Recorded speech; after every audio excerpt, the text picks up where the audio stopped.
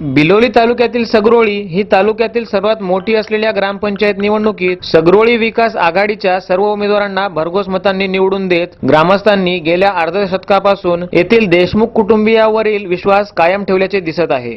सगरोळी ही बिलोली तालुक्यातील सर्वात मोठी असलेल्या ग्रामपंचायत निवडणुकीत सगरोळी विकास आघाडीच्या सर्व उमेदवारांना भरघोस मतांनी निवडून देत ग्रामस्थांनी गेल्या अर्धशतकापासून येथील देशमुख कुटुंबियांवरील विश्वास कायम ठेवल्याचे दिसत आहे। एकूण 6 वार्ड व 17 सदस्यांच्या या ग्रामपंचायतीत नुकत्याच झालेल्या निवडणुकीत सगरोळी विकास आघाडीचे यापूर्वीचे 6 उमेदवार बिनविरोध निवडून आले होते। उर्वरित आघाडीच्या 11 उमेदवारांसमोर विरोधकांनी आव्हान दिले होते। स्वातंत्र्यानंतर ग्रामपंचायतच्या अस्तित्वात आल्यापासूनच ही 4थी निवडणूक होती।